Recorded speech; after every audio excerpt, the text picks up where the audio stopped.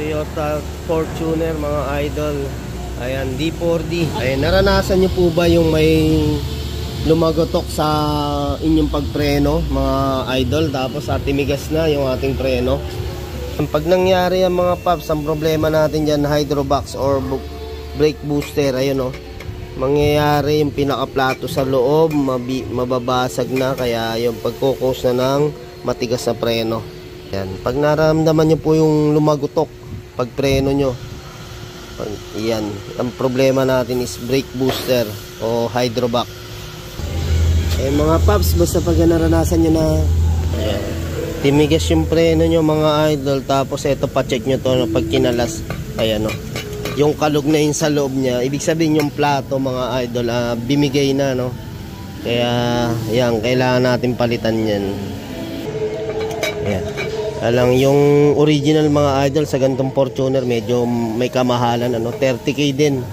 Ang surplus makukuha nyo naman yan mga 8,000 hanggang 9k. Ayan o.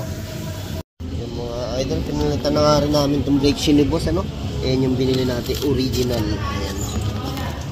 Ayan, ang halaga po ng original natin na brake shoe is nasa 4,080. Ito yung pinalitan natin mga idol. Ito medyo okay pa, pero pagdating dito manipis na, no? Sa dulo makapal-kapal, pero yung gitna manipis, kaya talagang sakto na rin ang palitan. Boss yung loob, yan yung loob mga idol. At siyempre walang kalog dahil buong buo yung loob niya. Ayan, surplus lang din kinuha natin mga idol, no? Yan, tapos gagamitin natin yung master pa rin ni boss na original, no? Ay, original din man po ito. Okay. Sa mga booster o hydrobox pa, mga idol, meron yung may sensor, meron yung wala. Kaya pagka bumili kayo may sensor, yan, titingnan nyo po ito. Ayan, pareho sila. Yung mga idol, kakabit na nga natin yung pinaka brake booster o hydrobox. Ayan, dyan po nakalagay yan. Oo, ginawa kayo.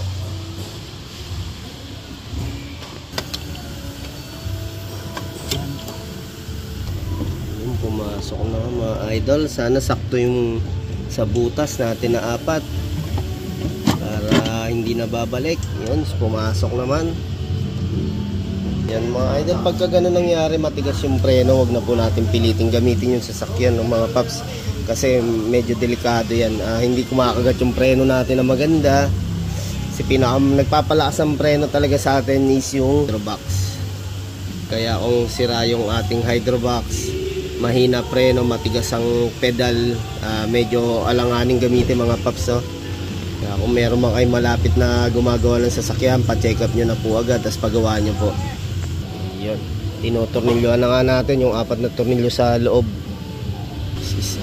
Kung ang problema naman natin lumulusot, malambot preno, itong ating master mga paps, yung master natin, ano, pagka problema natin is lusot ang preno, isa rin yan o malambot.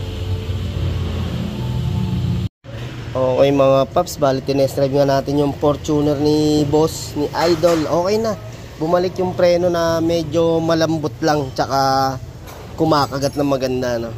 Sa mga ganon, may mga ganon pangyayari mga idol, ano.